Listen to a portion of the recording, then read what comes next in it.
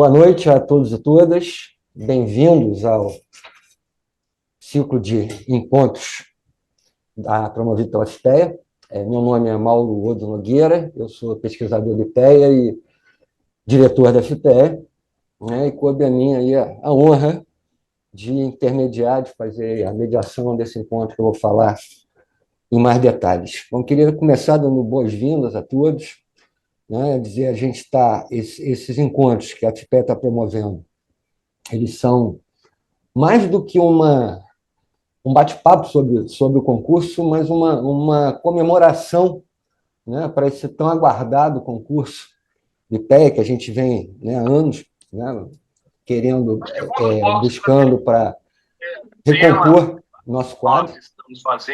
A gente já teve 3 encontros, esse é o 4º encontro, o primeiro foi o que é o IPEA, esse encontro já está disponível no site do YouTube da FIPEA, é só entrar lá e assistir.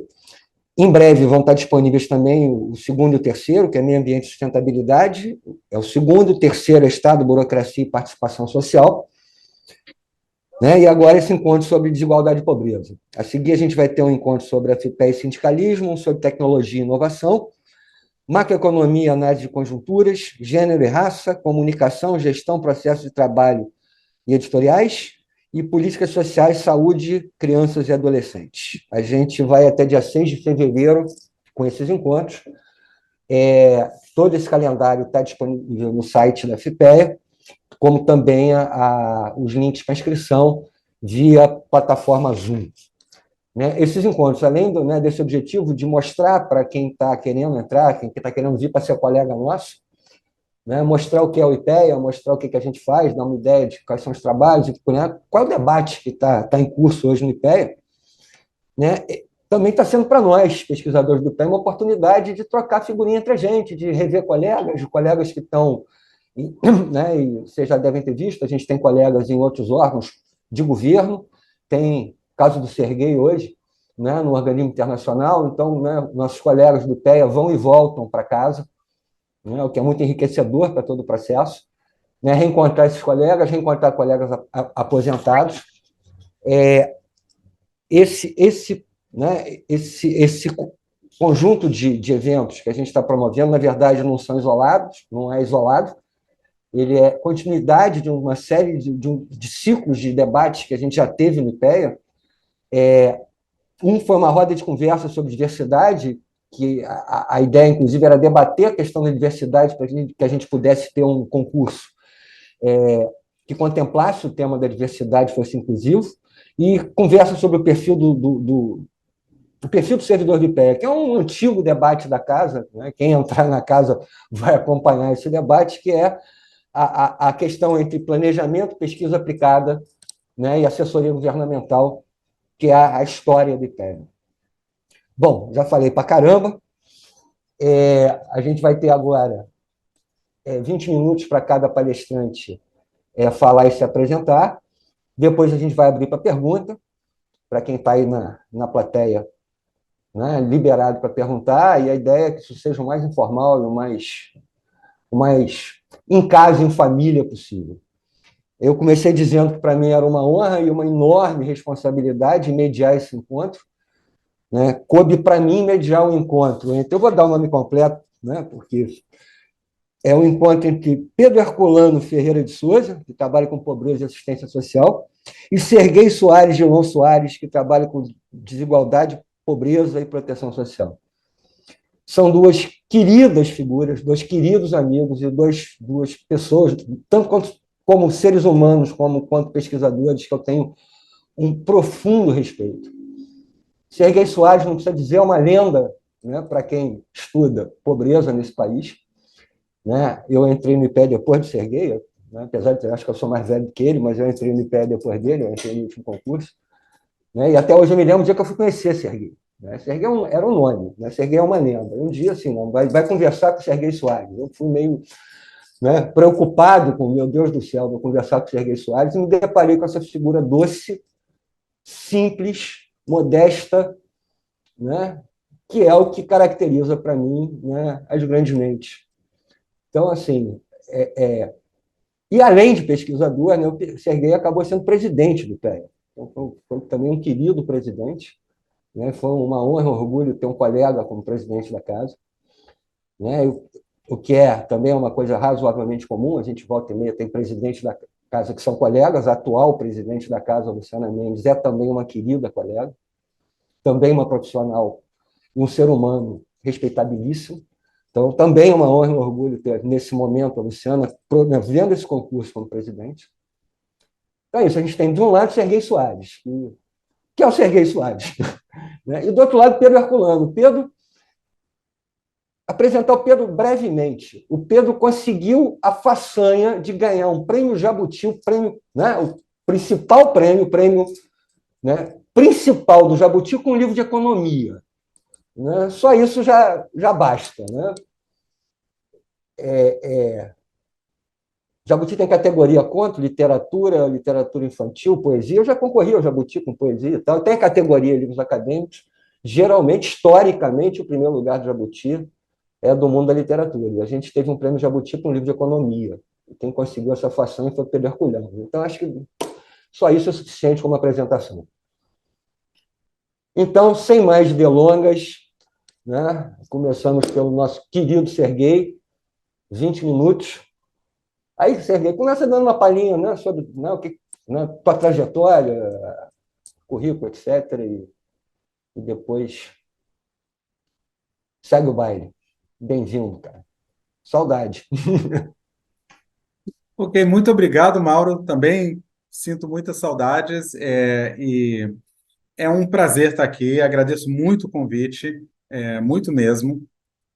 O IPEA, para mim, sempre, eternamente, será a minha casa, né? Eu estou temporariamente afastado, mas eu certamente voltarei. Então, o tema é desigualdade e pobreza. Desigualdade e pobreza, assim, você pode ver isso de muitos ângulos, né? Então, um dos ângulos é o estudo, né? O estudo de desigualdade e pobreza. Quantos são os pobres, quanto é a desigualdade, é, quem são os pobres, quais são os fatores que influenciam pobreza e desigualdade, tudo isso a gente pode estudar do ponto de vista do estudo, né? E você tem, do outro lado, as políticas, ou seja, o que fazer para, para atacar a desigualdade e a pobreza, para reduzir a desigualdade e a pobreza no Brasil, né? Então, o IPEA é quase que sinônimo com dos dois há, no mínimo, 40 ou 50 anos. A história que eu saiba, pode ser até mais antiga, mas que eu saiba, a história da desigualdade e pobreza no IPEA começa nos anos 80, com algumas figuras que estavam quebrando as barreiras e inovando imensamente em como que a gente tratava a desigualdade, tratava de pobreza no Brasil, né? O Ricardo Paes de Barros, um gigante na área que a gente não pode deixar de reconhecer, Ana Peliano com o Mapa da Fome, que ela também que criou, que também teve um papel muito importante, a Sônia Rocha também, cuja os trabalhos em mensuração da pobreza foram totalmente inovadores e até hoje são trabalhos que valem a pena serem lidos, né? E conforme o tempo avançou, mais pessoas entraram nisso, né? Então, depois, sei lá, entre eu, Rafael Osório, Fábio Veras, Marcelo Neri, assim, eu estou só jogando nomes e tem muita gente que eu não vou nomear, eu já peço desculpas de antemão, mas só para dizer que entrou toda uma nova geração de pessoas dedicada a estudos de desigualdade e pobreza. Muitos desses vindo da área de mercado de trabalho, pelo menos inicialmente, mas alguns não tanto, né? E com o andar da carruagem, cada vez mais, o IPEA também começou a se envolver na área de políticas, ou seja, o que fazer com relação à desigualdade e pobreza. Então, desde o início, desde o Bolsa Família do Cristóvão Buarque, no DF, nos anos 90, do Bolsa Escola, perdão, o Bolsa Escola do Cristóvão Buarque, havia algum envolvimento de pesquisadores do IPEA em diálogo, em ver o que estava acontecendo, esse tipo de coisa.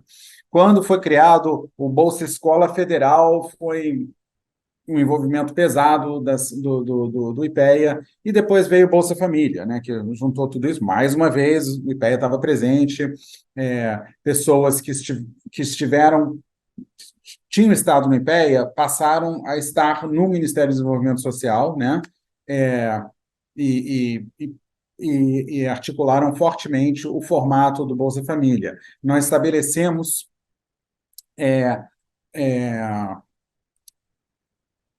um diálogo quase permanente com o MDS desde o início dos anos 2000, e esse diálogo perdura até hoje, vai em todas as direções. Pessoas como Joana Costa e a Joana Mustafa, que são do IPEA, foram para o MDS exercer funções lá, e pessoas que tinham trabalhado no MDS, como Luiz Henrique Paiva e a Letícia Bartolo, vieram para o IPEA continuar a sua trajetória de estudos a partir do IPEA também. Então, tem sido uma, é, uma história de duas vias, né, entre o estudo da pobreza e as políticas para tratar da pobreza, no qual o IPEA esteve sempre presente, sempre trabalhando nisso. Hoje em dia, infelizmente, a Ana Peliano não está mais com a gente, e a Sônia Rocha e o PB já não estão mais no IPEA, mas novas pessoas entram, e a tradição do IPEA de trabalhar com desigualdade e pobreza está sempre aí. Hoje em dia, nosso provavelmente maior exponente atual é justamente o Pedro, que está trabalhando mais sobre esse tema que qualquer outra pessoa, né? É, Recentemente acabei de ler um artigo absolutamente genial dele, do Rafael Osório, sobre as trajetórias dos pobres, né? Como a pobreza é uma coisa extremamente dinâmica, com pessoas entrando e saindo dela o tempo inteiro, né? Então, digamos, o trabalho continua, o trabalho sobre a desigualdade e pobreza, e por exemplo, a Letícia Bartolo, que até recentemente estava no IPEA como pesquisadora, agora está no cadastro, acho que a Joana está junto com ela também. Então, digamos que é uma relação intensa de duas vias que envolve não só estudos, mas também políticas. Então, em termos de combate à desigualdade e pobreza, o IPEA sempre foi um dos órgãos que talvez o órgão que mais esteve presente, mais esteve envolvido nisso, né? Acho que era mais ou menos essa a mensagem que eu queria dar. Pedro, contigo. Bom, boa noite aí, todo mundo.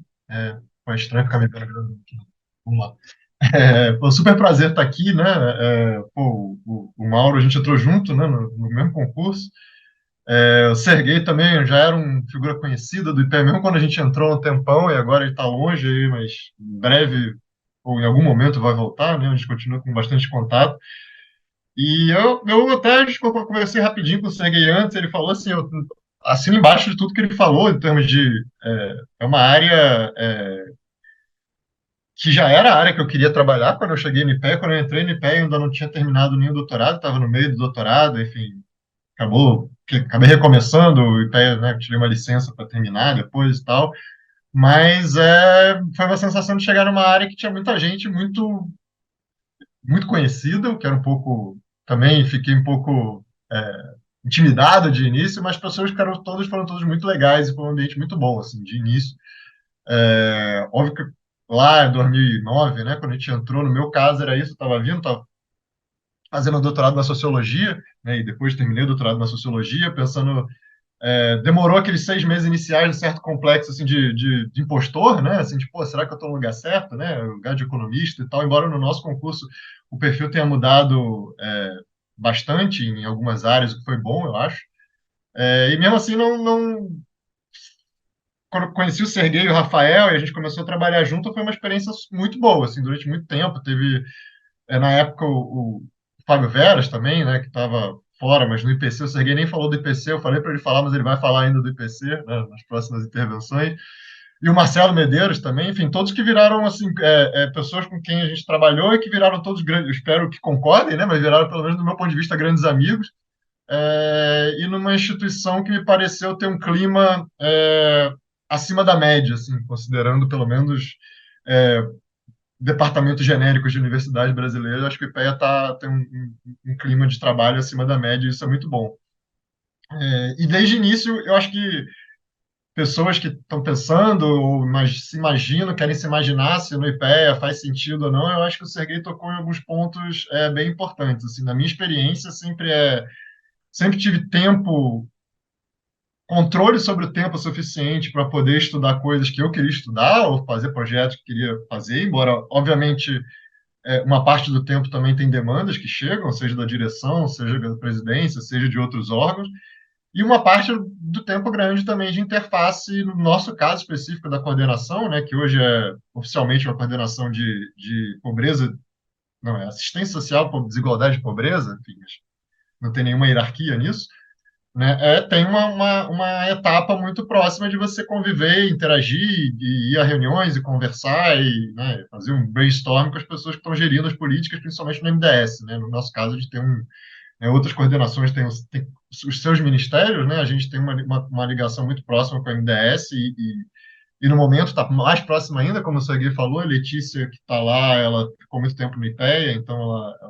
gente tem contratos e TEDs, etc., e planos de trabalho conjunto, que para mim é ótimo, assim, sempre só acrescentou, e eu acho que abre portas diferentes que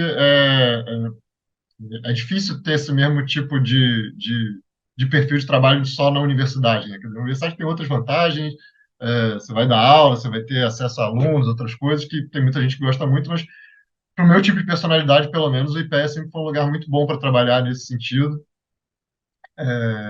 de poder fazer essas duas coisas.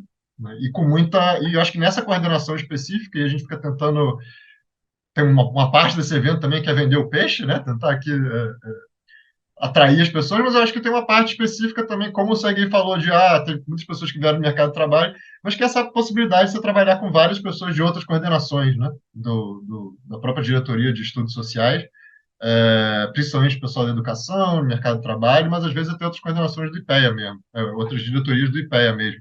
Né? Tem essa, não vou dizer que só a nossa coordenação tem isso, na verdade quase tudo no IPEA tem essa possibilidade, né? Tem muita coisa em pesquisa que funciona obviamente por afinidade e vontade de trabalhar junto, mas acho que desigualdade e pobreza acaba facilitando, né? Assim, acho que algumas coordenações são muito ligadas à política setorial, né? Mais ligadas ainda, são um pouco menos. Isso pode acontecer, mas eu acho que na nossa tem um pouco mais de facilidade para que isso aconteça. Né? E também trabalhar com pessoas de fora do IPEA, que eu acho que é uma coisa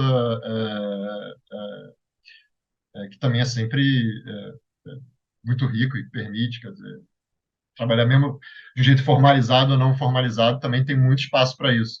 Né? Então, eu acho que de início é um pouco por aí, quer dizer, eu estou já há bastante tempo nisso, né? O Serguei saiu, o Rafael Osório, que o Serguei falou, né? Também um grande amigo e grande colega, ele hoje é o diretor adjunto, né? Acho que esse é o nome oficial, já não sei mais, mas ele é o diretor adjunto da diretoria, em algum momento ele volta. O Serguei está cedido à OIT, né? Acho que ele também pode falar um pouco sobre isso, para quem tiver interesse no futuro, sair, né, do Brasil, ter essa experiência em órgãos internacionais. O Serguei já passou pelo Banco Mundial, já passou pela OIT e voltou. Eu sempre fiquei no IPEA desde que entrei, não penso em sair tão cedo, mas tem essa possibilidade também para quem tiver interesse. Então tem eu acho que no nosso caso assim, tem uma certa comunidade, né, formada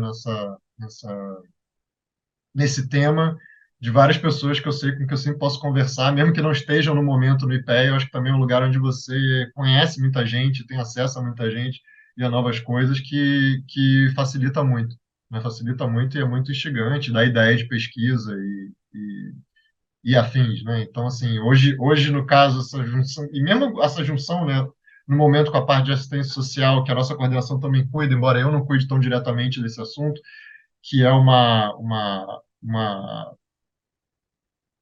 parte mais ligada aos serviços, principalmente do MDS, do SUAS e assim por diante, é uma coisa que acabou sendo uma fusão circunstancial, mas que, por enquanto, por exemplo, para mim está sendo ótimo. Né? Eu nunca tinha uma parte da política social que eu nunca tinha olhado tão de perto e que é super interessante, que também tenho aprendido muito. Então, acho que o IPEA proporciona certos encontros também, às vezes, que você não espera e que, vendo colegas, eu imagino que acontece uma frequência maior do que acontece em outras instituições, né? Isso é uma coisa que vale muito a pena, assim, tipo, é algo que realmente eu acho um lugar excelente para trabalhar e sempre pude pesquisar coisas relacionadas ao tema, mas sempre tudo que eu quis, assim, eu tenho muita liberdade também para fazer isso. Mas acho que de início, para não falar muito, né? Se alguém falou pouco, então vou tentar falar pouco também, porque eu sou muito falante às vezes. Falou, Pedrinho. Valeu, cara. Obrigadíssimo. Antes da gente continuar, deixa eu falar uma coisa que eu esqueci de falar, né, que é importante, que é todos os palestrantes que estão nesse projeto, eles estão participando do projeto de maneira voluntária e honorífica. Tá? Todo mundo está aqui para contribuir, para colaborar de forma voluntária. Eu vou fazer um bate-bola com os dois, mas antes eu vou passar a palavra para o nosso presidente da FIPEA, São Silva, pesquisador, que, de certa maneira, também lida com pobreza, né? Lida com estudo de trabalho, né? E que é poeta, que a galera aí não sabia, não, eu dedurei você hoje, tá? Obrigado aí, Mauro. Fala, Sandro. Boa noite aí, pessoal. Quero mandar um abraço aí para o Pedro e para o Serguei, agradecer, né, a participação deles nesses nossos encontros, né? O Serguei está de férias aqui no Brasil, né, fugindo do frio lá da Suíça, ainda reservou um tempinho para estar aqui com a gente, né? Muito bom. E assim, como o Mauro apresentou no início, né, são dois feras da temática da desigualdade, né, são referências obrigatórias no Brasil para quem trabalha com o tema, e como o Serguei também falou no início, não são os únicos, né?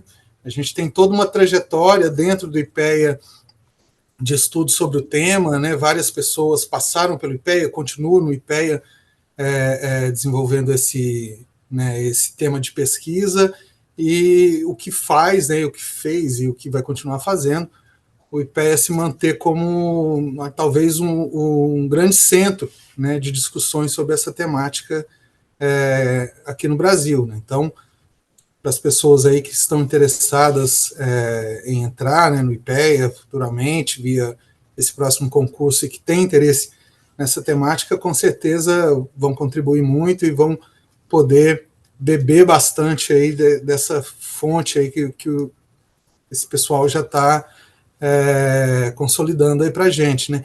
E tem um outro detalhe também, né, que o Mauro citou, né, que o Serguei já foi presidente do IPEA, mas ele também já foi presidente da FIPEA, né? Não sei se verdade, esqueci. Não sei se o Serguei lembra, mas ele que levou a ficha para eu assinar a filiação na sala, logo pouco depois que eu entrei no concurso, né? Então, é muito bom poder estar contando aí com a presença de vocês. E aí, para ajudar também nesse bate-bola, eu só queria colocar uma questão, depois vocês podem comentar. Antes, agradecer também o Mauro aí pela mediação. O Mauro é sempre um show à parte, né? Então, é sempre bom estar contando com ele. E também agradecer a participação dos colegas, né, que estão acompanhando, até a última vez que eu olhei, já tinha mais de 50 pessoas online, e das pessoas que depois vão assistir, né, as gravações no nosso canal da FIPEA, né? Então, fica aí o convite para continuar assistindo os próximos também. Mas a questão que eu queria colocar aqui para contribuir aí nessa discussão é a seguinte, né? O Serguei agora está no OIT, né? Tá bastante antenado com essa discussão também internacional, mas eu sei que o Pedro também tem, né, fortes redes aí com pesquisadores internacionais.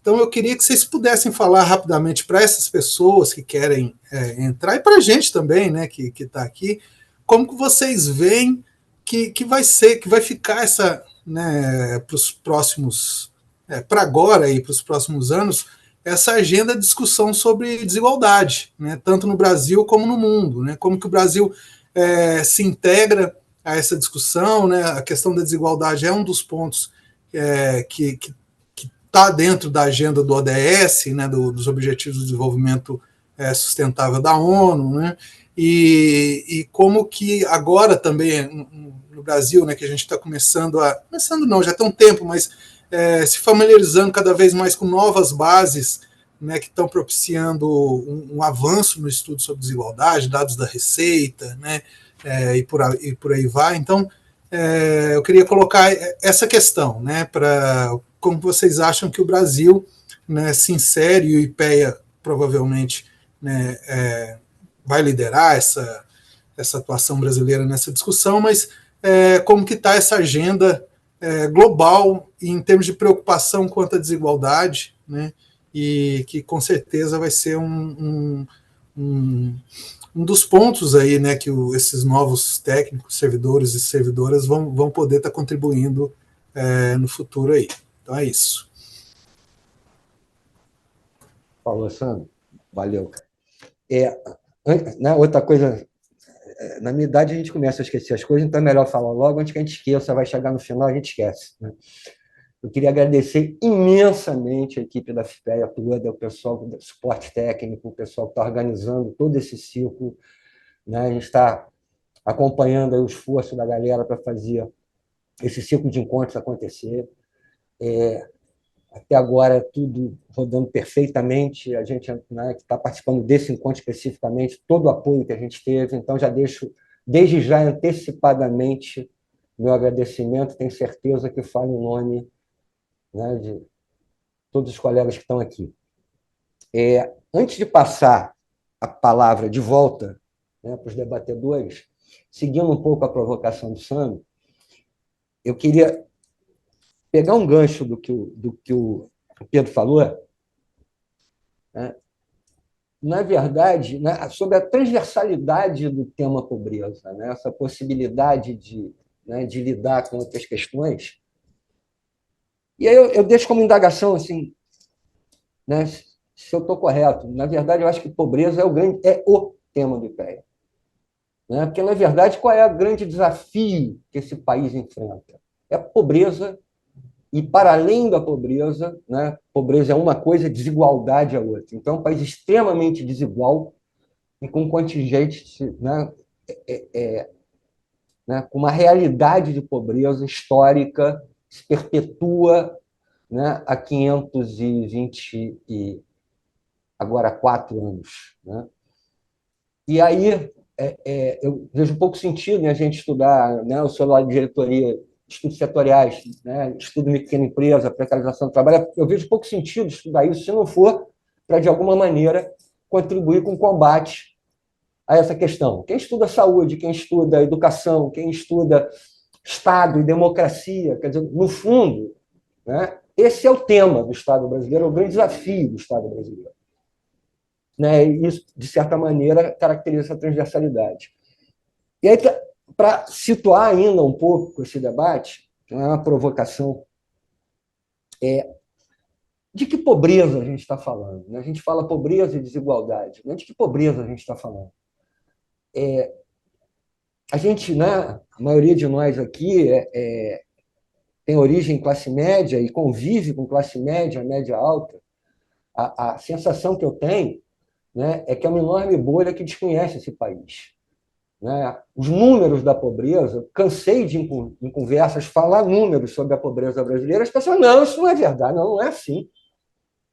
Não é isso, a pobreza, né? A renda média não é tão baixa. Né? A linha de pobreza, que é, né, $1 por pessoa por dia, é isso, se eu não me engano? Né? Me corrijam se eu estiver errado. Tem não sei quantos milhões de pessoas nesse país que têm uma renda desse nível. Não é possível, não tem. Né? Então, o que é essa pobreza que a gente está falando? Né? Para que a gente entenda qual o tamanho desse desafio que a gente tem pela frente. Né? Qual o tamanho do desafio que a gente tem pela frente em relação aos ODS, né? Que é o desenvolvimento social inclusivo, que supere essa pobreza e que permita, né, que quem vende o almoço para comprar o jantar, né, tenha alguma percepção para uma agenda de preservação ambiental, quer dizer, né, essa salada, fica essa sutil provocação. Primeiro, Serguei? Tá bom. Okay. Não, então vai, Serguei primeiro. Então tá bom. Então, falar um pouquinho sobre a dimensão internacional, né? Bom, primeiro, uma coisa que foi um privilégio para mim participar e que o Pedro lembrou, que eu não mencionei, foi o IPC. O IPC originalmente foi chamado International Poverty Center e depois virou International Policy Center, né? E quem trabalhou, assim, inicialmente o IPC foi o coordenador do IPC no IPE era o Marcelo Medeiros, e depois passou a ser o Fábio Veras, pelo menos de fato, né? E o IPC é muito interessante, porque é uma espécie de órgão da ONU só do IPE, ou foi da ONU, agora está ligado mais à Associação lá Ibero-Americana de Países, né? E onde a gente tinha o privilégio de trabalhar com muitos outros países, né? Os países que eu mais trabalhei via IPC foram Marrocos, Tunísia e um pouquinho Líbano, mas o IPC teve presente no Sudão, no Iêmen, no Paraguai, em Honduras, eu acredito, assim, em inúmeros lugares, fazendo trabalho sobre desigualdade e pobreza, que basicamente eram levar a experiência brasileira para fora, né? E a experiência brasileira é muito desejada.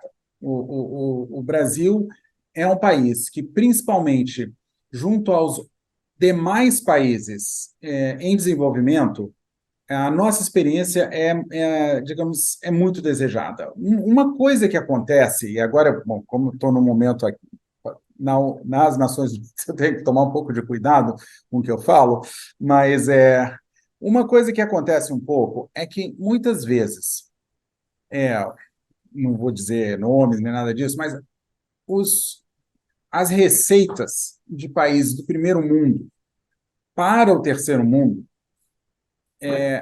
não refletem nem o que eles, países de primeiro mundo, fazem com relação à desigualdade e pobreza nos seus países, e nem muito o que os países de terceiro mundo estão fazendo com relação à desigualdade e pobreza. Então, e isso deixa muita gente muito frustrada. E quando a gente do IPC saía para outros países, a mensagem que a gente recebia era uma mensagem dizendo, olha, isso aqui é um certo refresco, assim, vocês estão com uma agenda que é prática, que a gente pode aplicar, que a gente sabe como fazer, que já foi feita em outro país e deu certo, assim, obviamente que o dar certo é uma coisa relativa, né? Não, ainda existe pobreza no Brasil e certamente ainda existe desigualdade, mas o que eu senti em todas essas ocasiões foi um interesse muito grande em o que nós trazíamos, a nossa experiência que a gente trazia, né? Desde que eu estou na OIT, eu não estou trabalhando mais com desigualdade e pobreza, agora é mercado de trabalho, né? Mas a gente sente também bastante interesse dos diferentes países na OIT pela experiência brasileira, pela contribuição brasileira e esse tipo de coisa, né? Porque nós somos, eu acho que assim, até certo ponto corretamente, vistos como um país que tomou medidas importantes em encarar a desigualdade e a pobreza, com algum sucesso, certamente não foi sucesso absoluto, né? E que isso é uma história que tem que merece ser vista. E uma parte dessa história, inclusive, é no mercado de trabalho, né? Ninguém pode negar a importância de coisas como formalização, como aumento do salário mínimo, para reduzir desigualdade e, dependendo do caso, também a pobreza, né? Não foi só uma história de assistência social, foi uma história que envolveu muitos acertos diferentes. E é uma história que não acabou, né? A gente ainda tem imensos desafios de desigualdade e pobreza pela frente. Eles não são pequenos, né? Como o Mauro estava falando, às vezes as pessoas não se dão conta do tamanho do desafio que ainda fica, né?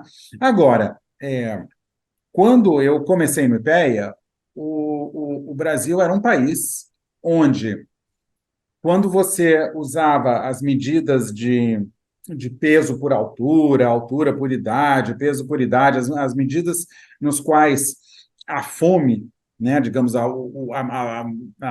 a maneira mais grotesca, mais hedionda, no qual a fome ficava marcada nos corpos das pessoas, né? Quando eu entrei no IPEA, que não faz tanto tempo atrás, não, para alguns certamente faz mais do que para outros, mas enfim, para mim não parece tanto, ainda estavam na população brasileira. Você olhava as diferentes curvas de altura por idade, peso por altura, e você tinha, nas curvas brasileiras, algo que você também observava em países muito pobres africanos, ou seja, pessoas que tinham sofrido restrição alimentar durante anos e anos e anos, e por isso eram baixas demais, magras demais, enfim, com várias variações no tema, né? Hoje, isso essencialmente não existe mais, né? Quer dizer que a fome acabou? Claro que não. Ainda tem gente no Brasil que vai dormir sem ter o que comer. Apesar de todos os nossos esforços para que isso não aconteça, né? Talvez cheguemos lá em breve, espero que sim. Mas esse tipo de fome em larga escala, por um longo tempo, levando a perfis físicos da população brasileira que atestavam essa experiência de fome, hoje é uma coisa que não existe mais, né? Se você olha o perfil dessas coisas de peso por altura, altura por peso, altura por idade, peso por idade, o perfil da população brasileira parece muito com o perfil de uma população de um país europeu ou dos Estados Unidos ou do Canadá, alguma coisa assim. Então, só para dizer assim que tem algum senso de que a gente conseguiu alguma coisa, né? Longe de ter resolvido o problema, longe, longe, longe, mas um senso de que a gente conseguiu alguma coisa. E isso é algo que muitos países e muita gente fora do Brasil também vê, né? Sendo que alguns países conseguiram muita coisa também. Bom, a China é um exemplo evidente, né? Que era um país onde há 60 anos atrás milhões de pessoas estavam morrendo de fome, literalmente morrendo, né?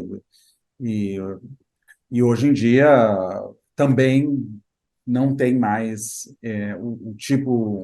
esse tipo de fome endêmica que aqui no Brasil a gente também não tem mais, né? Mas a experiência brasileira é uma experiência nas quais as pessoas fora do Brasil, principalmente nos países em desenvolvimento, são muito interessadas. Valeu, Serguei. E aí, só registrando, talvez, que a importância do IPEA, no sentido de estudar, compreender esse fenômeno e articular com as políticas públicas, né? O desafio da pobreza, da desigualdade no Brasil, né, que a gente tem pela frente é monstruoso, em tamanho, né? Mas entender que hoje a gente está muito melhor do que já esteve, que a gente já caminhou e caminhou de maneira que muitos outros países não conseguiram, né? É um lesson learned, né? É um referencial de que é possível, existe um caminho que a gente vem percorrendo, um caminho, tem uma trajetória positiva, que a gente deve prosseguir com ela. E aí o IPEA ganha mais importância nesse processo. Pedrinho, contigo.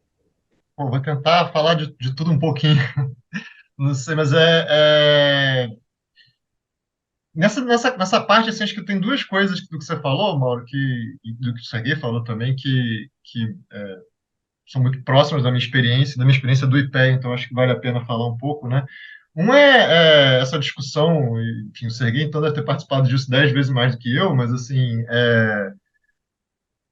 discutir o que é pobreza, como mede a pobreza, qual é a linha, se tem que ser uma linha multidimensional, se tem que ser uma linha monetária, se a gente vai usar a linha do Banco Mundial, isso é uma coisa que, assim, a gente já discutiu isso tomando suco num intervalo no meio da tarde, já discutiu isso em reunião, volta e meia está discutindo de novo, e é uma coisa, na verdade, super legal, né? Assim, uma parte do trabalho super legal, e especialmente no nosso caso, eu acho que também é uma coisa que eu só tive depois de estar no IPEA, e que eu acho que é uma coisa bem importante, que às vezes de fora não fica claro, que é você também vê de perto as limitações informacionais do Estado, né? Assim, o que o Estado consegue observar, como ele consegue até gerar algum mecanismo de focalização, né? Que tipo de focalização é possível, quais são as soluções que a vida real exige que sejam implementadas, e é claro, tem coisas que poderiam ser melhores, né? Mas tem coisas que no curto prazo não dá para mudar.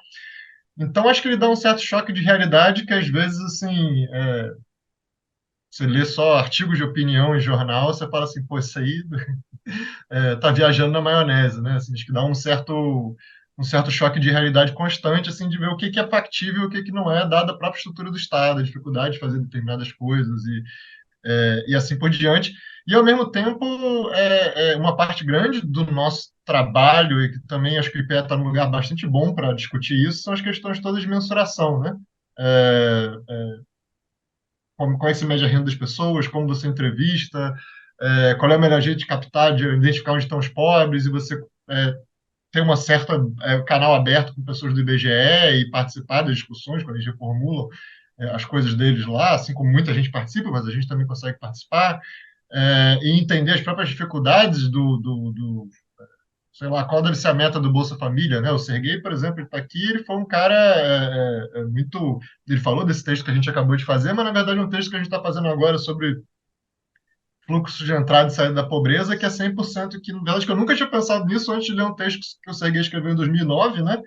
E que foi, talvez, assim, um texto para discussão do IPEA que acabou alterando a forma de como, né, a cobertura do Bolsa Família era estimada naquela época, né, 2 anos depois. Então, acho que ter um impacto em termos de política pública mais evidente do que isso, eu acho que é impossível, muito raro, né, também, né? Ter esse canal aberto e você fazer uma coisa que o Serguei partiu de um puzzle intelectual na época, que era por que está isso em 2008, né? Imagino que ele escreveu início de 2009, que era por que naquela época ainda tinha fila de espera no Bolsa Família, mesmo já tendo atingido, né, os X milhões de famílias que estava previsto, e você investigar e chegar e propor uma resposta que era extremamente persuasiva, que eu acho que abriu um campo de estudos que está aí quicando agora. A gente está tentando investir em cima disso, de entender por que as pessoas entram e saem, quem são as pessoas que entram e saem, que eventos de vida fazem as pessoas entrarem e sair. Eu acho que tem muita coisa para estudar, isso é da pobreza, no caso, tem muita coisa para estudar nesse assunto, mas que teve uma repercussão imediata sobre política pública, né, por sei lá, fazer, na época na Senac, fazer seminários e apresentar coisas e mostrar para as pessoas, tipo, olha, o problema que vocês estão tendo provavelmente é isso aqui. As pessoas, tem gente que fica pobre, entra no Bolsa Família, mas tem gente no mês seguinte tem novos pobres e não dá para você ficar dando e tirando benefício a todo mês, né? Então tem que ter uma margem extra, porque são pessoas que estão um pouquinho acima da linha de pobreza, porque ainda tem isso, né? O cara está acima da linha de pobreza, mas se a linha de pobreza é 218 hoje, né, que dá mais ou menos os US$ 2 e 15 centavos por dia, né, em dólares internacionais, né? Mas pô, o cara que sai da linha de pobreza, se ele está ali com uma renda de 230, ele não é pobre, mas qualquer sopro mais forte, ele cai na pobreza de novo, né? Então, assim, essa sensibilidade é uma coisa que eu estava no IPE há pouquíssimo tempo e fiquei super impressionado desde o início, assim, de imaginar uma instituição que permitiu a elaboração da questão enquanto um puzzle relevante e que também permitiu que o feedback atingisse os gestores de uma política super importante, né? E do outro lado, pegando o comentário do Sandro, eu acho que, e do Mauro também, né? Tipo, esse tema aí, ele nunca, às vezes ele sai um pouco de moda, mas nunca é mais do que 2, 3 anos, né? Na verdade, acho que duas coisas no Brasil é meio que inflação, desigualdade e pobreza, né? Sempre vai ter alguma, ou juro alto também, então sempre vai ter alguma demanda pelo seu trabalho a cada 2, 3 anos, não varia muito. E nesse momento específico, né, a gente teve, num pós-pandemia aí, obviamente, foi um tema que chegou muita demanda de governo, muita demanda institucional, muitas ideias de pessoas que estavam no IPEA de coisas a fazer. E a gente, no curtíssimo prazo, tem essa coisa do G20 aí, quem está no Rio já viu, né? Capital do G20 aí espalhado pela cidade toda, e essa coisa, e uma agenda do Brasil contra a presidência do G20 muito forte, tentar pautar internacionalmente mais esse tema de desigualdade, de pobreza, e depois ali 2030 tem a questão dos ODS, né? Então é algo que, mesmo que o governo perdesse, um governo que hipoteticamente perdesse todo o interesse pelo assunto, ainda teria uma pressão internacional razoável para dar alguns tipos de resposta. E, na verdade, seja dito, até por esses links todos que o Serguei falou, pelo IPC, etc., a gente sempre recebeu e continua recebendo, né? Agora, obviamente, no período da pandemia foi um pouco diferente, mas recebendo demandas e contatos de gente de fora que fica muito interessada em saber de fato o que está acontecendo no Brasil, né? Seja no caso de variações da pobreza, seja no caso de desigualdade. Na verdade, o que a gente tem hoje uma coisa sem precedente na história do Brasil, em termos de tamanho do Bolsa Família, então é algo que também atrai muita curiosidade internacional, né? Do tipo, você ter não é uma renda mínima universal, não é nada disso, mas você está tendo aí um terço da população, um pouco menos de um terço da população, que está recebendo um valor sem precedente na história, e com um custo do PIB sem precedente na história de país, pelo menos em países em desenvolvimento, né? Então tem muito interesse internacional sobre isso, e evidentemente sobre desigualdade também. E pelo menos assim, eu acho que eu dei sorte, eu não sei, mas assim, a minha experiência do IPEA é que o IPEA também sempre teve muito interesse em que as pessoas participassem de coisas, né? Então eu já tive o privilégio de ir a alguns eventos em que o IPEA tinha sido convidado e é tipo, quem quer ir, quem tem alguma coisa nisso, calhou de ser eu, né? Um lado bom dessa vida, e também quando eventualmente participar em seminários e alguns congressos, né, havendo possibilidade, o IPEA sempre, a maior parte das direções do IPEA sempre é muito simpático e vê com bons olhos isso, então dá para ter muitos contatos com gente de fora, tem muita circulação, né, o Serguei está na UIT, mas assim, tem outros colegas, tem pelo menos um outro colega nosso também está no IT, né, já há bastante tempo, e as pessoas vão, às vezes, para alguns organismos e voltam. Eu acho que isso é muito bom para a instituição, né? E em termos de tema, eu acho que tem essa questão que eu acho que é o maior dilema do ponto de vista metodológico internacional, é como você tenta unificar dados de diferentes fontes do melhor jeito possível, do jeito mais consensual possível, né? Essa ideia de usar dados de imposto de renda, dados de pesquisa domiciliar, e também a pesquisa domiciliar, você sabe que também tem alguns problemas na captação dos rendimentos dos mais pobres também, então como é que você lida com isso também? Eu acho que é um momento da literatura, assim, não sei se o Serguei concorda comigo, mas menos um momento de grandes conclusões e mais um momento de vamos ter certeza sobre o que a gente está falando, né? Ah, sim, concordo. Então, assim, não tem. A gente tem um manual de contas nacionais, primeira edição de 53, se eu não me engano, então, assim, já são 60, 70 anos, né, agora de um manual que acho que a primeira edição tinha 30 páginas, alguma coisa assim, a última tem tipo 600, 700, eu já fui ver isso, então é algo que está muito maduro, né, de como você classifica, estima PIB, etc. A gente tem algum manual de pesquisa domiciliar lá, aquele manual de Canberra lá, de boas práticas, como melhor definir, mas você não tem ainda nada minimamente padronizado sobre como integrar essas diferentes fontes e como você lidar com o fato de as pessoas não querem mais responder para pesquisa domiciliar, está tendo vários problemas dessa natureza ultimamente. Então, eu acho que esse do ponto de vista de pesquisa assim, internacional, essa é uma pauta que, inclusive, é uma pauta que o Brasil está tentando botar, algumas pessoas do governo brasileiro estão tentando emplacar nessa presidência do Brasil do G20, mas em vários lugares do mundo estão tendo esforços nesse sentido, então eu acho que isso é algo que nos próximos anos eu espero que vá tomar muito do nosso trabalho.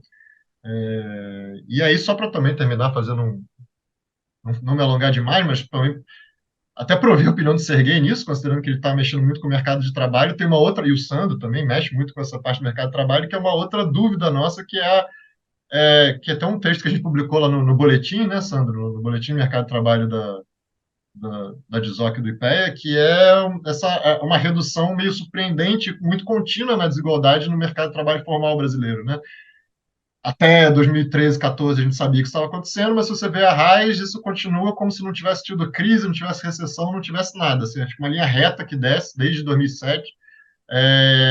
Obviamente, é um mercado que encolheu, então, basicamente, assim, claramente ficou menos desigual, porque sumiu gente na base, né? Sumiu trabalhadores que tinham salário muito baixo, saíram do mercado formal, e vários trabalhadores com salário muito alto também sumiram do mercado formal, né? Então, assim, entender melhor isso aí, eu acho que é algo também que eu tenho interesse, a gente está explorando, a gente vê que não as firmas estão ficando mais parecidas, não é a desigualdade entre setores também está diminuindo, então tem algumas mudanças de mercado de trabalho com impacto direto sobre desigualdade, e aí isso é previdência também, né? Porque o mercado de trabalho está atrelado à contribuição previdenciária, etc., que eu acho que são vários puzzles aí de curto prazo e de médio prazo, alguns internacionais, alguns que são específicos ao Brasil, mas que até eu diria que tendem a redirecionar um pouco, porque nos últimos anos, pelo menos desde 2020, na verdade até um pouco antes, mas principalmente com a pandemia, a nossa coordenação especial, acho que 90% das coisas que eu fiz foi sobre pobreza, né? Das demandas que chegaram, coisas relacionadas à transferência de renda, desenho de Bolsa Família, efeitos, aumento da pobreza na pandemia, etc. E esse paper agora que para mim finalmente saiu aí, eu mandei que o Serguei fez uma leitura muito detalhada e muito gentil, mas eu imagino que nos próximos anos talvez a coisa caminhe de volta um pouco mais até, então, bom, tudo dando certo, assim, né? De fato, o novo Bolsa Família tem o impacto que a gente espera, que ainda há para ser avaliado. Você tendo alguma recuperação do mercado de trabalho que continue por um tempo melhor, assim, acho que a tendência é a gente voltar a olhar mais para a desigualdade. Então, se a pessoa que entrar, talvez pegue essa virada também de novo, né? Mas essa, pelo menos, é a minha impressão hoje, né? Claro que no Brasil a gente talvez daqui a 3 meses seja tudo diferente, mas eu espero que não. Valeu, Pedro. Eu queria, antes de seguir em frente, registrar aqui mais uma presença ilustre. Eu estou vendo aqui nas figurinhas de mais um ex-presidente da FIPEA, Maurício Gailink, que está ali. Prazer enorme te ver, Maurício. Saudade, cara. Que bom que você está aqui, muita honra. Bom, vamos abrir um pouquinho para a pergunta, quem quiser perguntar. A gente já tem uma pergunta que foi feita pelo chat e o Serguei já respondeu pelo chat. A eficiência do Serguei é... E aí, Serguei, se você quiser complementar alguma coisa em relação a essa pergunta, para quem não viu no chat, a Juliana Ferreira perguntou para falar mais sobre a curva de desenvolvimento, do que era a pobreza antes e do que agora, e quais desafios e quais desafios superamos e quais são os atuais. Se você quiser falar mais alguma coisa sobre isso, quem quiser ver a resposta está lá no chat. Tá. E Deixa eu falar um pouco. Pois é, o Pedrinho fez algumas provocações para você também, se você quiser. Deixa eu falar um pouquinho. Então, sobre essa curva que eu falei, é uma curva, é simplesmente até uma coisa que nos faz mais. Caiu em desuso. Porque como a população brasileira, hoje em dia, essas curvas que eu falei de idade por peso por idade, altura por idade, assim por diante, então já são parecidas com as curvas padrão dos países onde a gente assume que não tem fome, como, sei lá, França, Inglaterra, Estados Unidos, né? Isso, digamos que é uma forte sugestão de que essa fome endêmica, permanente, contínua, que deixa a marca nos corpos das pessoas é algo que no Brasil a gente já deixou para trás, né? Espera, assim.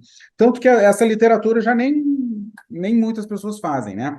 Agora, eu acho que o Pedro colocou o dedo nos novos desafios. Os novos desafios é a dinâmica da pobreza. Nesse sentido, a nossa pobreza hoje está cada vez mais parecida com a pobreza dos Estados Unidos ou da Austrália, e menos parecido, digamos, com a pobreza no Sudão ou sei lá, na Somália, um lugar assim, né?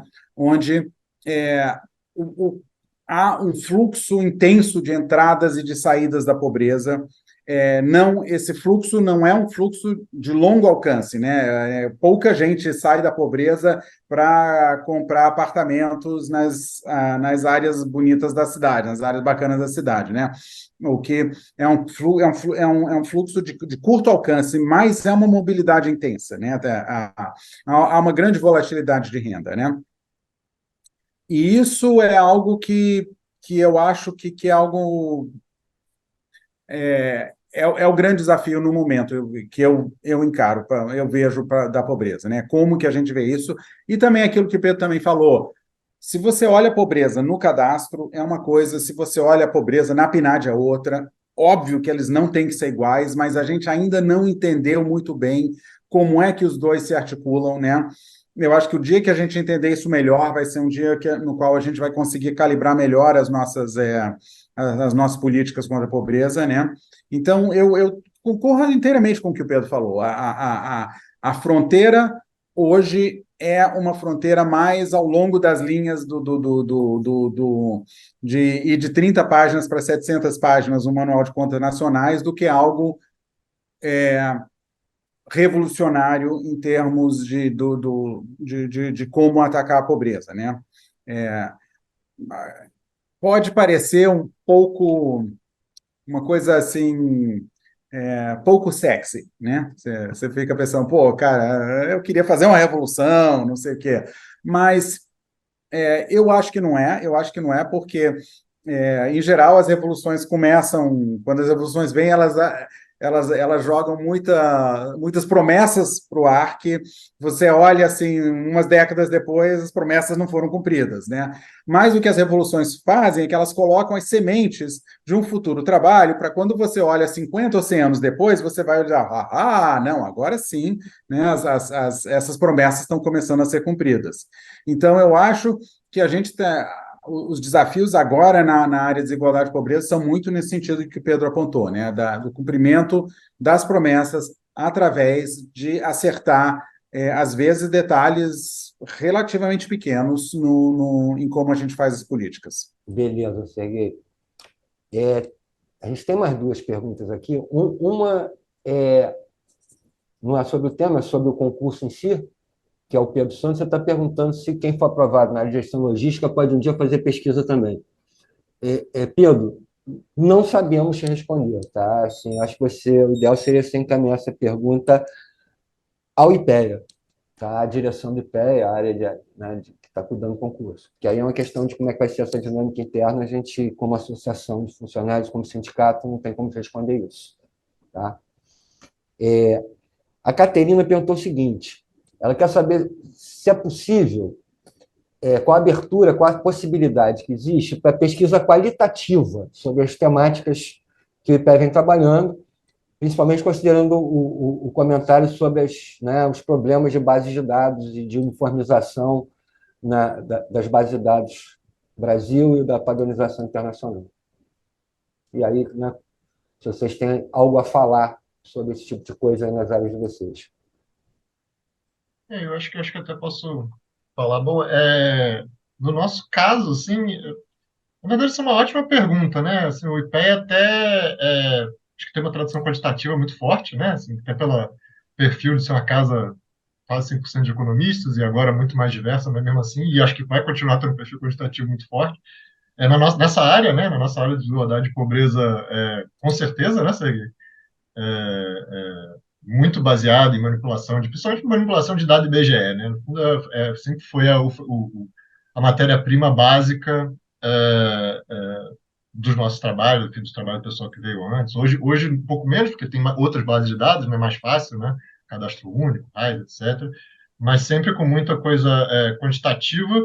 Mas eu acho, assim, obviamente que não tenho muita autoridade para dizer, para dizer se tem espaço ou não, né? Eu estou falando mais como as minhas impressões e da própria coordenação. Eu acho que no IPEA tem, em algumas áreas tem bem mais do que outras, assim, mas eu acho que existe esse espaço, sim. É claro que acho que não são em todas. Muitas perguntas que são feitas meio que exigem ou pressupõem, na verdade, uma resposta quantitativa.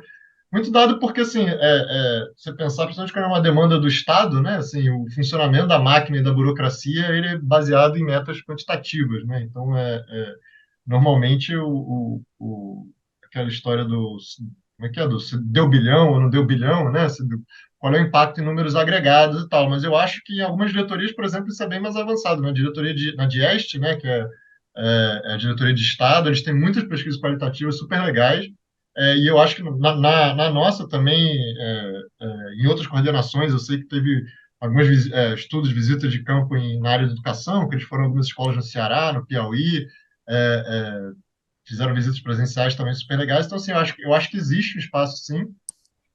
E mesmo nessa área de desigualdade e pobreza, eu acho que dependendo do projeto, poderia ser algo bem interessante, né? Principalmente de assistência social.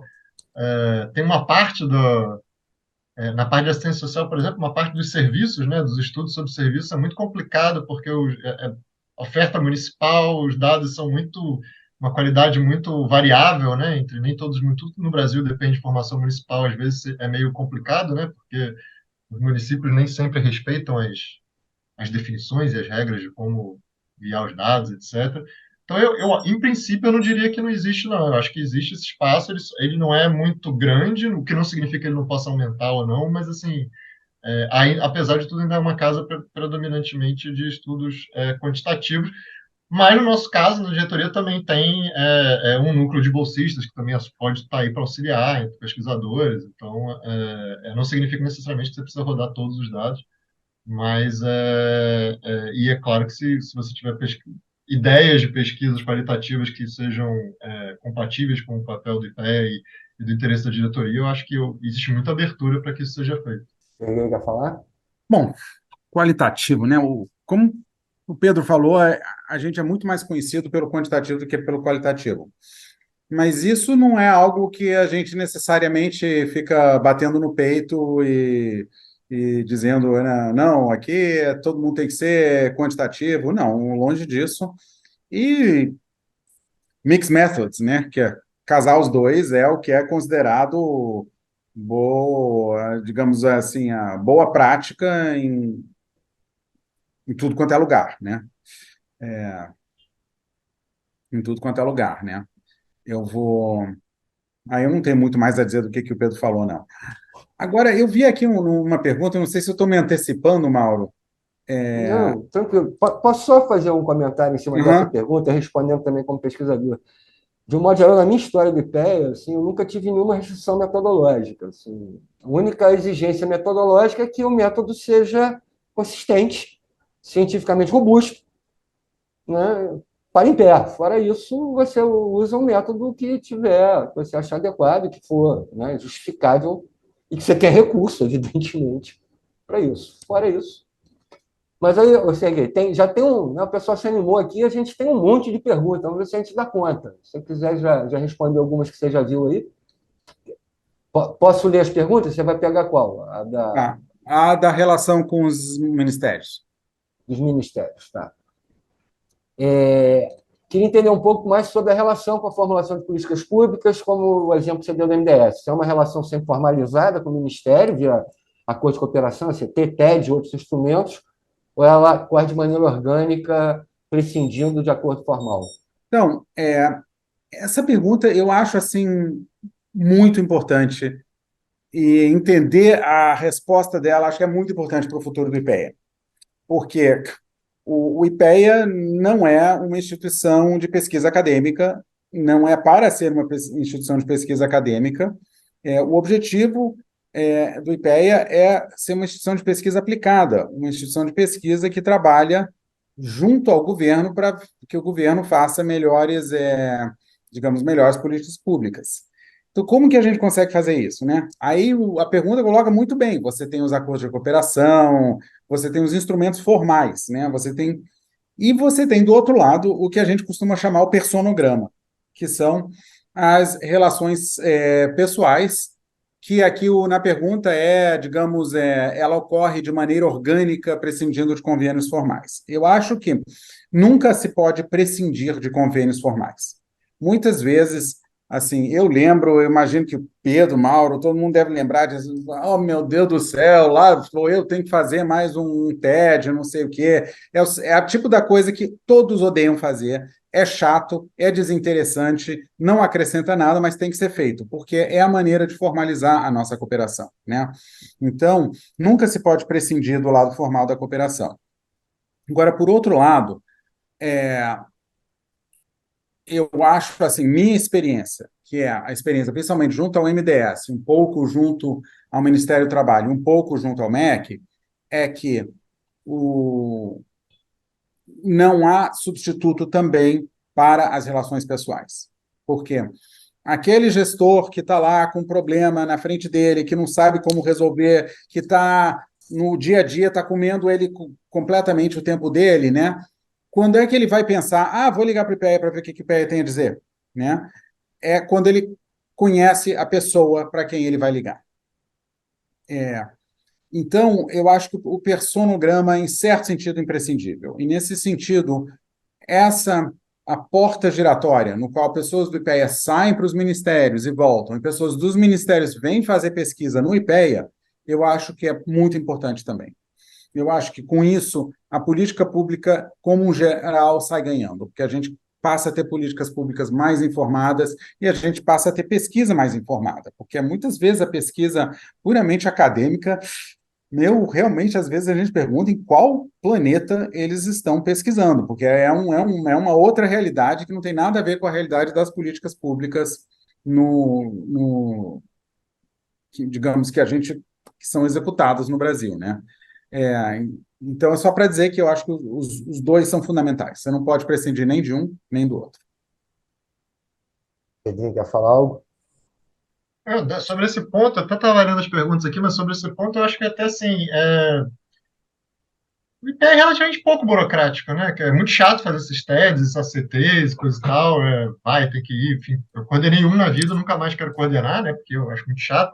Mas, na verdade, é um certo privilégio também poder falar isso, porque tem instituições que são muito burocráticas e tem relativamente pouco, né? E principalmente se for coisas que não necessariamente exigem transferência de muitos recursos, ou nenhum recurso, ou coisa pequena para contratar um bolsista e tal, se em geral faz alguma coisa para formalizar, para ficar claro, inclusive para né, prestar contas depois, mas uma parte do contato, se você tiver um bom trânsito com a pessoa, fica muito mais fácil, né? E fazer uma coisa mais orgânica, vamos dizer assim. Mas é isso aí que o Serguei falou. Eu acho que não, tem que ter as duas coisas, né? Não tem muito jeito.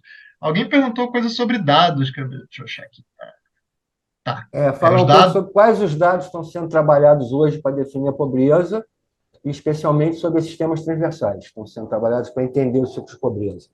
O que a gente, assim, nessa parte toda hoje, enfim, acho que hoje há muito tempo já, né? Não tanto desigualdade, mas a pobreza e principalmente o pessoal da assistência social, né? Quer dizer, matéria-prima, eu acho que pelo menos por uns 10 anos ainda, vai continuar sendo, são as pesquisas do IBGE tal como existem hoje, né? Falo uns 10 anos porque eu imagino que o IBGE vai também reformular, não vai demorar tanto para reformular a PNAD, né, quanto demorou da última vez. Mas, assim, PNAD e POF, eu acho que são as coisas básicas, né, para monitoramento, até pela frequência que elas são. Na casa da POF, nem tanto, mas a PNAD, o fato de ser, ter um arquivo anual e ter dados trimestrais, pelo menos no mercado de trabalho, eu acho que acaba sendo a principal coisa que a gente usa. Não tem muito como fugir disso. São bases também bem conhecidas, a gente entende as limitações delas também bem, né? Então isso é importante. Mas, ainda mais há um tempo atrás, quando eu estava coordenando também esse pool de bolsistas, né, que auxilia a diretoria como um todo, claro que tem uma tendência muito grande de uso de dado administrativo. O cadastro único que o Serguei falou também é algo extremamente usado, e eu acho que hoje em dia a gente também já entende as limitações dele, as qualidades e as limitações, então ele fica mais fácil de ser usado, né? Acho que todo dado que você conhece bem ele é mais fácil de ser usado. E eu acho que hoje até a estrutura do IPEA computacional para lidar com esse tipo de base muito grande melhorou muito, acho que a gente aprendeu também como fazer, acho que o Lucas também está fazendo um esforço super importante na gestão da TI, né? Dessa parte, então o cadastro único com certeza. Tem no lado da assistência tem os censos, né? O censo SUAS e algumas bases da oferta de serviços que eles usam, o pessoal da assistência usa muito, mas eu diria que para olhar a pobreza é essencialmente cadastro único, PNAD e POF. Assim, é o que todo mundo usa, é o que se usa em monitoramento internacional.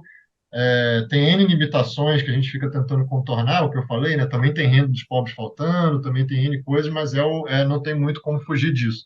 Né? E para coisas mais transversais, aí quando você quer ver impacto sobre pobreza, sobre alguma outra coisa, tem o censo escolar hoje em dia é mais difícil, né? Porque o INEP e o MEC tiraram aquelas bases gigantes que eram públicas e puseram arquivos muito mais limitados, né? Então tem que ser uma coisa de sala de sigilo e tal.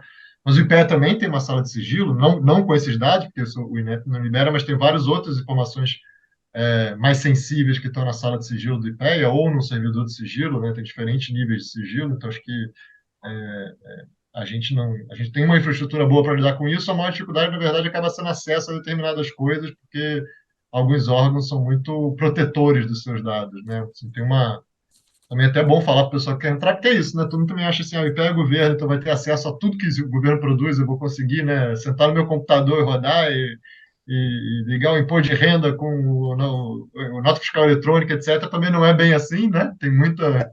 A gente não tem acesso aos dados da Receita? Não Você tem, jura? não consigo ver o seu imposto de renda, mano. Mas, assim, então tem coisas que não tem coisas que são difíceis mesmo, mas eu acho que essas bases, assim, para fins de estudo de pobreza, elas estão, pelo menos para padrão internacional, estão muito boas e tem até mais acesso do que vários outros países, né? Inclusive, país rico, às vezes, é mais difícil ter acesso a algumas coisas do que a gente. Tirando os da Receita, é A claro. Europa, cara, a Europa você não consegue, às vezes, ter nem acesso às PNADs, as pesquisas o mercado de trabalho. É impressionante como... Sim, Estados Unidos é bem transparente, que nem o Brasil, mas às vezes, cara, país europeu é um negócio assim, eu fico pensando, cara, é impressionante. A Alemanha, por exemplo, a pesquisa de mercado de trabalho da Alemanha, você simplesmente não pode acessar, a não ser na sala de sigilo deles. Ninguém, nem a OIT. A OIT não tem os microdados. Assim, uma coisa muito legal sobre o Brasil, mas não estou falando do IPM, sobre o Brasil, é a transparência do IBGE. Não vale para todos os dados, mas o que o IBGE faz é singularmente transparente. Assim, poucos casos você tem outros institutos que são mais transparentes para algum dado do que o IBGE. Existe um que outro, mas poucos. Até essa boa lembrança, né? Porque a gente está numa quase iminência de divulgação do censo, né? Imagino, quer dizer, esse ano a gente sabe que não vai sair, mas ou talvez saia no finalzinho do ano, né? Mas, evidentemente, na hora que saiu o censo também, mesmo com todos os problemas que a gente imagina que esse censo teve, que parece que teve mesmo, provavelmente vai ser algo que vai ser usado intensamente, pelo menos. Sempre assim, né? Demora um pouco, sai, ele é uma base que é usada intensamente por uns 2, 3 anos e depois fica velha, né? Mas é outra base de dados que, por ser também a coisa, informação em nível municipal, acaba sendo super essencial, né? Tem mais uma perguntinha aqui, eu acho que é interessante.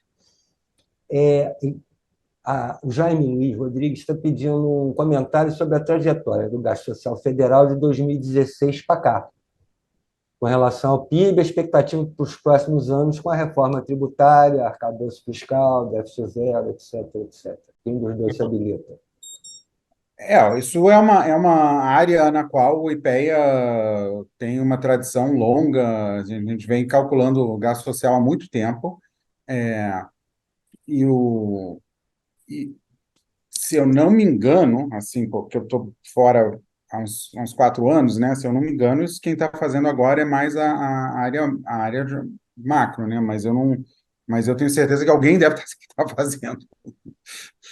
Não, Não somos nós, né? Nós sabemos assim, do que o MDS gasta, mas o gasto social como um todo não.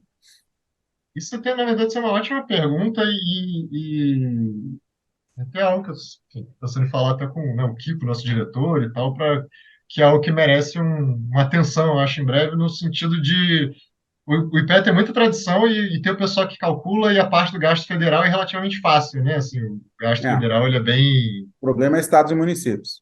O problema no Brasil é sempre. Estados é difícil, né? Mas ainda é factível, agora município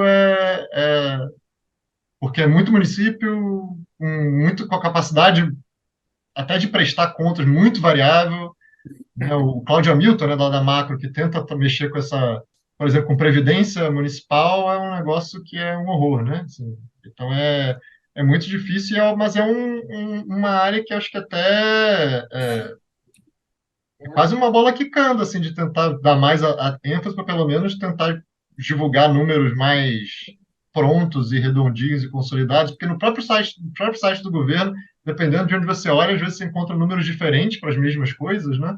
Às vezes tem metodologias diferentes, enfim, tem manuais internacionais, então nem sempre é fácil. Mas volta e meia, assim, você tenta encontrar alguns números, tipo, qual é o gasto total de saúde no Brasil, né? Um negócio ultra complicado e ultra complexo, porque tem transferência, não só as três esferas, mas tem transferências, etc. Então é difícil. Uma iniciativa que fazer propaganda, né?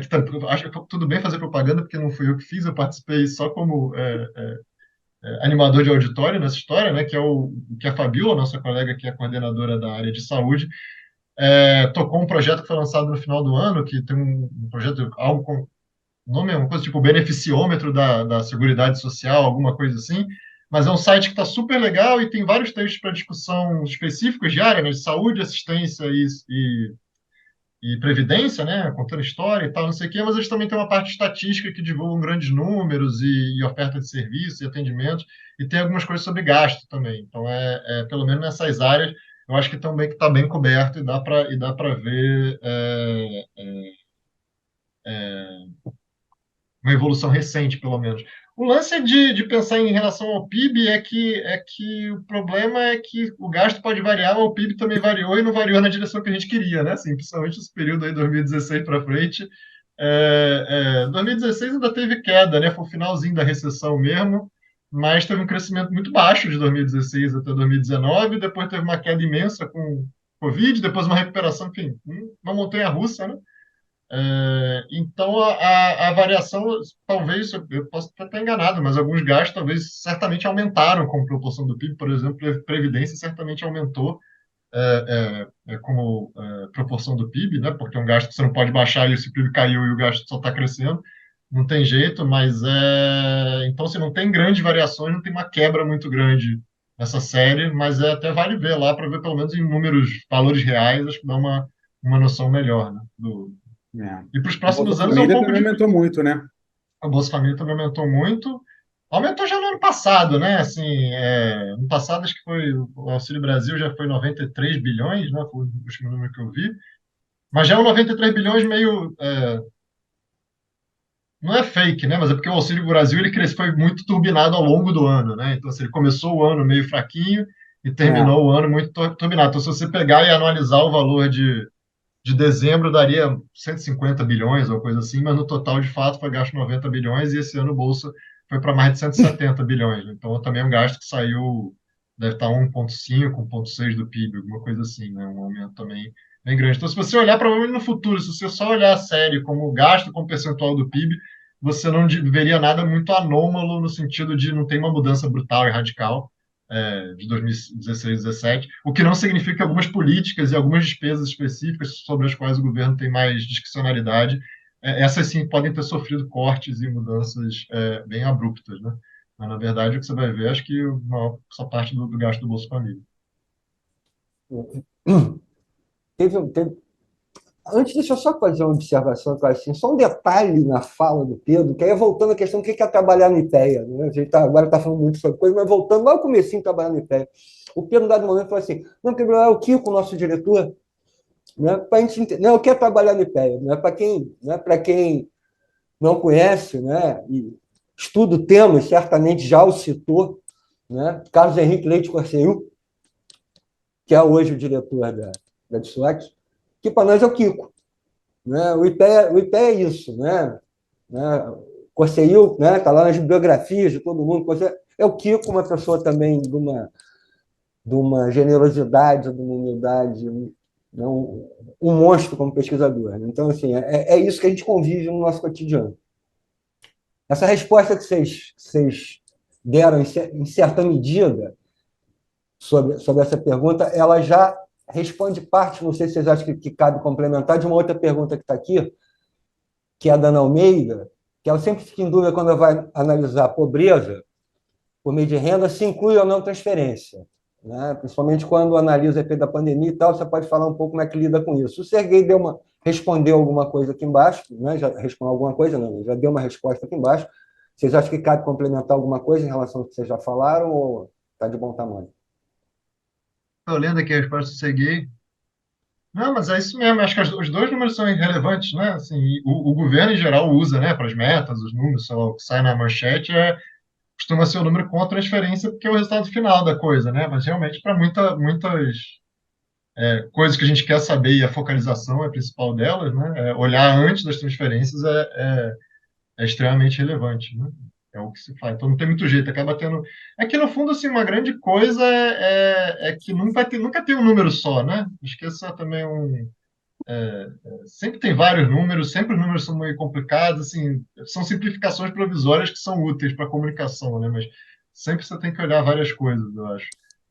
Mas é isso. Tem mais uma pergunta, acredito que seja a última. Da Ilana, ela achou que eu ia deixar ela de fora, eu não deixei não, é que o assunto foi seguindo por outro caminho. A Ilana perguntou o seguinte, se eu analisar os programas existentes, quais são os critérios mais importantes para avaliar a eficácia na redução da desigualdade e pobreza e as ferramentas mais utilizadas? Isso eu deixo com o Pedro. Pô, isso aí eu Serguei que é o preconizou várias das coisas que a gente faz e que viraram uma tradição do IPEA, eu acho, né? Tem um tipo de TD ou de análise assim que eu acho que é muito tradicional do IPEA, né? Fazer certas decomposições do Gini e calcular mesmo antes e depois, etc. Mas é um pouco por aí, assim. Em geral, a gente vai pegar essa pesquisa do IBGE, calcular a pobreza antes e depois, desigualdade antes e depois. Isso é um jeito de fazer, né? O pessoal, principalmente lá aquele jeito sequencial lá da Nora Lustig, né? Lá do pessoal de Tulane, que gosta muito de fazer isso, né? Começa com uma definição de renda do mercado, seria mercado de trabalho, acaba incluindo previdência também, né? Que é para uma parte do mercado de trabalho, e depois vai acrescentando transferências, depois, em tese, você poderia acrescentar ou subtrair os impostos, etc., para ter diferentes etapas da renda. Tem outros tipos de análise aí que aí o Serguei é até pai de algumas decomposições, né, do Gini por fontes de renda, e você vê quanto a variação do Gini dependeu de variações de fontes de renda diferentes, né? Isso também é um outro jeito de mensurar o efeito de algumas coisas. Sobre medidas de focalização, tem um monte na literatura, né? Assim, seria a principal coisa, mas eu acho que, no fim das contas, o mais relevante, né, é ter alguma noção de efetividade e de custo-benefício, em última instância. Né? Se, pelo menos pensando em transferências sociais, né, você quer saber se eu sou bastante inspirado no texto do Havalion lá, né, falecido Havalion, mas não necessariamente os programas mais bem focalizados são os que mais reduzem a pobreza, né? Se a gente só queria até um recente sobre Bolsa Família ainda antigo que a gente fez se olhar por algumas métricas de focalização lá, o Bolsa Família do Panamá é um dos melhores do mundo, que tem menos erro de inclusão, né? Realmente ele só vai nos pobres, mas ele tem um efeito quase zero sobre a pobreza, porque é um programa muito pequenininho, né? Então, assim, a principal coisa é você ver de fato se o que você quer que diminua está diminuindo. O antes e depois acaba sendo o jeito mais simples e direto. E, obviamente, isso depois quer normalizar isso pelo gasto com aquilo, né? Também para saber qual o retorno por cada dólar é gasto naquele tipo de programa. Mas, em geral, são essas alternativas. Algumas coisas de microsimulação, né? O que a gente faz, na verdade, muito mais até do que rodar regressão, né? Bom, agora o Serguei está mexendo com o mercado de trabalho é outra coisa, mas muito mais até do que rodar regressão ou fazer os modelos muito complicados, etc., acaba sendo muito decomposição e muita microsimulação, né, Serguei? Acaba dando as respostas mais úteis. Eu acho que é isso mesmo. Concordo 100% com o Pedro. Bom, gente, chegamos, acho que ao final das perguntas. A gente não tem mais nenhuma pergunta no chat. Eu queria abrir aí para vocês, se vocês quiserem fazer algumas considerações finais, comentários, falar mais alguma coisa. Deixa eu começar, então, já que o nosso Serguei ficou quietinho. O Não, Serguei só está quietinho, rapaz. queria O Serguei está agradecer. tímido, encabulado. E queria dizer para todo mundo que assistiu ou está assistindo aí que a gente está bastante, como o Mauro falou no início muito bem, né? Assina embaixo, a gente está muito animado aí com essa, essa possibilidade, não, né? Essa realidade do novo concurso. Eu não vi o cronograma, então eu não sei exatamente quando que o pessoal de fato chega, né? Mas o concurso eu sei que é agora no final de fevereiro, me parece, né? Eu acho que a gente está muito animado e que vai ser muito bom para o IPEA, na verdade, né? Não só para quem entrar, Necessitado, né? para quem entrar, eu acho que vai ser muito bom também, mas eu acho que pensando na gente, né, Mauro? Assim, vai ser muito bom para a instituição, assim, acho que vai ser veio num momento muito bom. De repente o Serguei volta aí em breve, né? Não vai ficar na Suíça para sempre, né? Mas vai ser muito bom para a gente. Então, assim, por isso é um prazer dobrado participar aqui desse estímulo, especialmente que tentando atrair o pessoal que assistiu aí para vir para essa área, que também estamos precisando de gente, também estamos aqui chorando miséria, mas eu acho que tem muita coisa legal para ser feita, então estamos ansiosos. Estão perguntando aqui, antes do Serguei falar, quando e onde vai ser publicado o seu paper? Discussão, então CD. é um TD do IPEA, mas assim, tá naquela coisa, eu mandei para o Serguei, mandei para meus outros dois colegas para eles darem parecer, né? E o Serguei já deu um parecer super útil. Eu estou esperando as outras respostas para fazer as modificações e mandar. Então é isso, né? TD do Editorial, uns IPEA. 4 meses. Que é isso. Não sei se todo mundo sabe, né? Quem está assistindo, mas é isso. Você faz o texto, manda para o parecer, o cara vai lá e diz: Ó, isso aqui tá minha. Você pode falar, né? Tá ruim, tem que mudar. Você vai, muda, não sei o que lá, beleza. ok, encaminha para editorial e tem toda a revisão, diagramação, fica aquela coisa lá. Só até, né, Processo. o processo de publicação do IPEA é muito criterioso, né? Tudo que a gente publica passa por pelo menos 2 pareceristas, ele volta, a gente, né, atende aos meus pareceristas, discute, passa por seminário, e aí vai para o editorial, que também tem todo um cuidado, né, com o léxico e a gramática, para que o texto saia, né, sem osso com sem cedilha, né, essas coisas. Então tem um prazo aí, ele deve levar uns 4 meses para ser publicado. Então tá meio do ano, né? Serguei, é contigo agora. Bom, Considerações eu vou finais. terminar só como eu comecei, dizendo que, a meu ver, fazer parte do IPEA e da área de desigualdade e pobreza é fazer parte de uma tradição imensa, de uma tradição que começa com gigantes como Ana Peliano, a Sônia Rocha, o Ricardo Paz de Barros, né? E pegar a tocha deles foi para mim um privilégio, um prazer, e levar adiante bom, quando eu digo pegar a tocha, porque em alguns casos eles também ainda estão carregando a tocha, mas em outros lugares, né? E eu gostaria muito de ver outras pessoas chegarem, porque o Pedro é um pouco mais jovem do que eu, mas certamente eu considero que mais do que é, assim, inteiramente um grande pesquisador que chegou em conclusões muito, muito mais relevantes que as minhas. E eu acho que se pessoas nesse concurso se interessarem por essa área e continuarem essa nossa tradição de trabalhar tanto na medida como nas políticas que reduzem a desigualdade e a pobreza, para mim, eu não posso pedir nada demais. É só isso. É o que eu me sentiria feliz e realizado sabendo que o futuro continuaria. Beleza, gente. Então, né, vamos fechando a tampa aqui. Mais uma vez agradecendo aí a todo o pessoal da FPEA pela organização e agradecendo imensamente a vocês dois, né, fiquei aqui babando esse tempo todo. É um prazer rever o Serguei. Infelizmente, teve aqui no Rio, a gente não se esbarrou. A gente, se Deus quiser, se esbarre em breve. Né? Mais uma vez, eu tenho certeza de que quando eu crescer, eu quero ser igual a vocês. Viu?